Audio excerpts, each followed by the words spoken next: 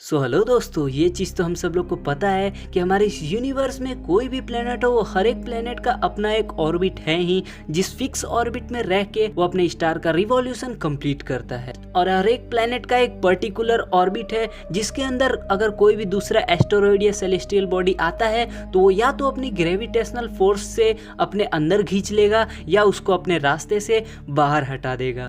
ये चीज़ मैं इसलिए बोल रहा हूँ क्योंकि एक रिसर्च सेंटर जिसका नाम है एटाकेमा लार्ज मिलीमीटर एरे यानी कि ALME ने अपने टेलीस्कोप से ये देखा है कि दो ऐसे भी प्लेनेट है जो एक ही ऑर्बिट में अपने स्टार को रिवॉल्व कर रहे हैं। अब शायद आप लोग भी ये चीज़ सुनकर तो कम्प्लीटली हैरान हो गए। अब ये जो भी प्रोसेस हो रहा है ये हमारे अर्थ से लगभग 370 लाइट ईयर दूर हो रहा है। जैसा कि आप लोग इस फोटो में देख रहे हो कि बीच में एक स्टार है और दो प्लेनेट एक ही ऑर्बिट में इसे रिवॉल्व कर रहे हैं। अब यहाँ पर बात ये आती है कि जब वो दोनों प्लेनेट है तो वो आपस में टकरा क्यों नहीं जाते या तो फिर एक दूसरे से दूर क्यों नहीं चले जाते। तो अब सबसे पहले मैं बता दूं कि ऐसे प्लेनेट को ट्रोजन प्लेनेट कहा जाता है और ये चीज एक ही ऑर्बिट में लैग्रियन पॉइंट के कारण है। अब चलिए सबसे पहले जान लेते हैं कि आखिर ये लैग्रियन पॉइंट होता क्या है।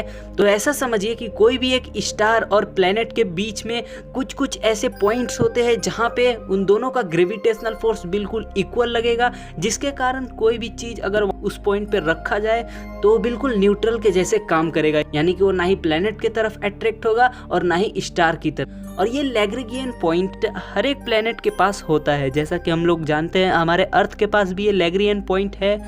हम अपने काफ़ी सारे सैटेलाइट्स को ऐसे जगह पे पॉइंट करते हैं जिससे ना कोई नुकसान हुए, हम आसानी से स्टडी कर सकते हैं सन का या वहाँ से अर्थ का। अब ये जो लैग्रेगियन पॉइंट है ये कोई भी प्लेनेट के 60 डिग्री आगे या 60 डिग्री पीछे होता है।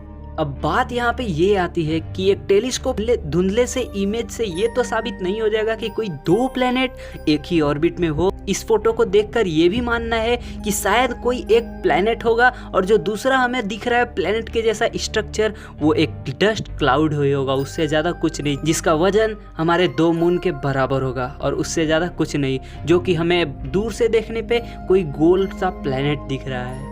अब इस बात में कितनी ज़्यादा सच्चाई है ये तो खैर नहीं पता चला है और अभी साइंटिस्ट इसके ऊपर ये कह रहे हैं कि इसके ऊपर सबसे पहले हम कोई सैटेलाइट भेजेंगे वहाँ पे और रिसर्च होगा, तब हम पूरी तरीके से बता सकते हैं। क्योंकि हमारे जुपिटर के पास भी लगभग 10,000 से भी ज़्यादा ऐसे एस्टेरॉयड है जो कि जुपिटर के ऑर्बिट में ही लगातार सन को रिवॉल्व कर रहे हैं। अब ये इसलिए जैसा कि मैं बताया लैग्रेगियन पॉइंट के बारे में कि ये जो एस्टेरॉयड है ये ऐसे पॉइंट पे है जहाँ पे जुपिटर का भी ग्रेविटेशनल फोर्स इक्वल लग रहा है और सन का भी ग्रेविटेशनल फोर्स इक्वल लग रहा है, जिस वजह से ये उसी ऑर्बिट में रह के आराम से रिवॉल्व कर पा रहे हैं।